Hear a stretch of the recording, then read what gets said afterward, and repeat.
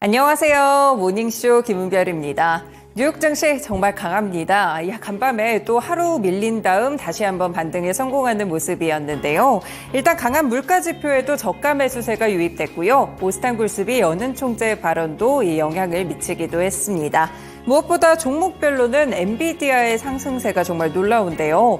지난밤에는 또 이 시가총액 3위였던 아마존의 시총을 제친 데 이어서 이제는 또다시 오르면서 알파벳까지 제치는 흐름들도 나왔습니다. 일단 국내 시장은 어제 혼조세로 거래를 마쳤는데요. 과연 오늘은 다시 한번 뉴욕 증시 따라서 반등을 이어갈 수 있을지 오늘도 모닝쇼에서 전략 찾아가 보시길 바라겠습니다. 먼저 간밤에 있었던 소식들 함께 체크해 보시죠. 네, 첫 번째로는 오스탄굴스비 시카고 연은 총재의 발언을 보셔야 될 것 같은데요. 이 몇 달간 조금 높은 인플레이션 데이터가 나올 수는 있지만 결국에는 연준의 목표치인 2%대까지 내려갈 것이라는 긍정적인 열린 반응을 줬습니다. 굴스비 총재는 이번에 토론 자리에서 연준이 2%의 목표치로 돌아가고 있다는 확신을 갖기 위해서 인플레이션이 반드시 지난해 마지막 6개월 동안만큼 낮을 필요는 없다라고 이야기를 했는데요. 그러면서 그는 예상했던 것보다 높은 한 달간의 CPI가 나왔다고 해서 흥분하지 말자라고 이야기를 했습니다. 인플레이션이 하락하고 있다는 점은 분명하다라면서 현재 인플레이션의 하락 기조에 조금 더 포인트를 두는 발언을 했는데요. 이 굴스비 총재는 아쉽게도 올해 FOMC에서는 투표권이 없는 이사라는 점도 함께 참고는 해보셔야 될 것 같습니다. 일단 어제 소비자 물가 보고서 그러니까 CPI가 예상치를 상회하게 되면서 시장에 약간의 충격을 줬던 것과 다르게 시장의 진화에 좀 나서는 발언이라고 볼 수가 있겠는데요.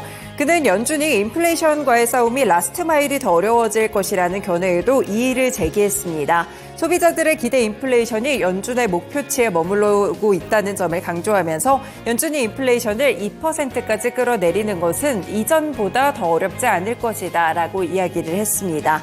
그리고 연준이 금리 인하를 너무 늦게 시작하는 것에 대해서도 경계감이 있는 발언을 했는데요. 이 굴스비는 연준이 12개월 기준 인플레이션이 2%대까지 도달할 때까지 금리 인하를 해서는 안 된다라고 강조를 하면서 이 선제적으로 금리 인하에 나서야 된다는 점을 함께 강조하기도 했습니다.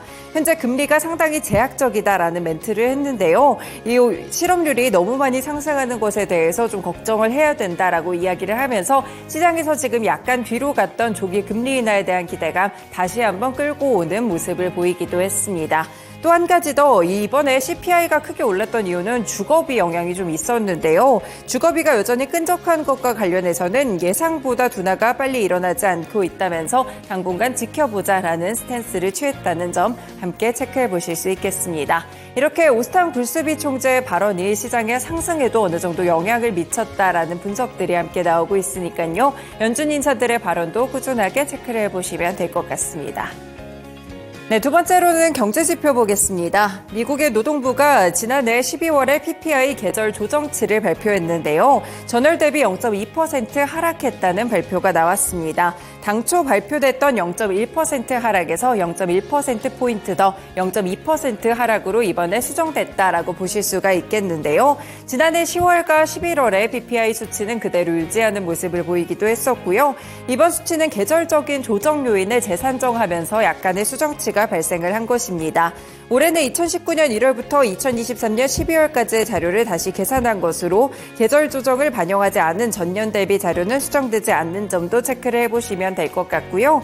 지난주에는 지난해 12월 CPI가 해당 작업을 통해서 전월 대비 0.2% 정도 오른 것으로 수정이 되기도 했었죠. CPI나 PPI 이렇게 수정치까지도 함께 체크를 해볼 필요가 있겠습니다.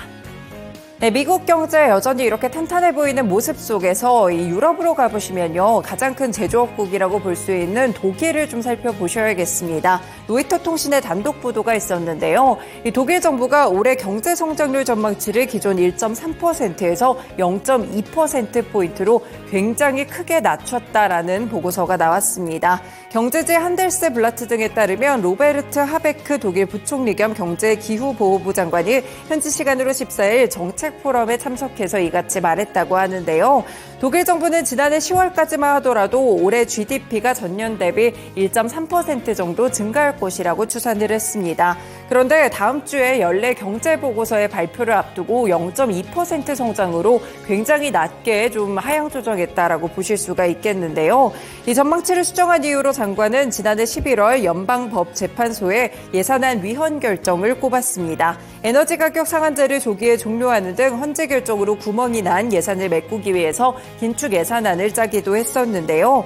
하베크 장관은 독일의 경제 사정에 대해서 사람들이 적게 소비하고 기업들은 투자하지 않는다면서 극적으로 나쁘다, 이대로 가면 되지 않는다라는 강경한 발언을 내놓기도 했습니다.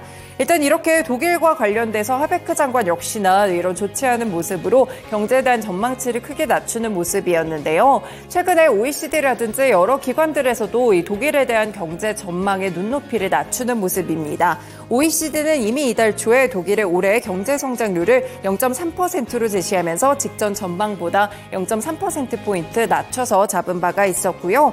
독일의 IF 연구소와 세계경제연구소도 올해 경제 성장률 전망치를 최근에 각각 0.7% 그리고 0.9%로 하향 조정하기도 했습니다.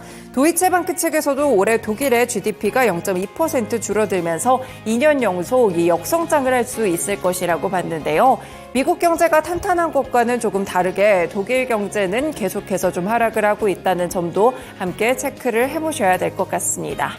네, 이렇게 간밤에 있었던 소식들 3가지 함께 전해드렸고요. 다음으로는 시장 마감 상황 자세하게 들어보겠습니다.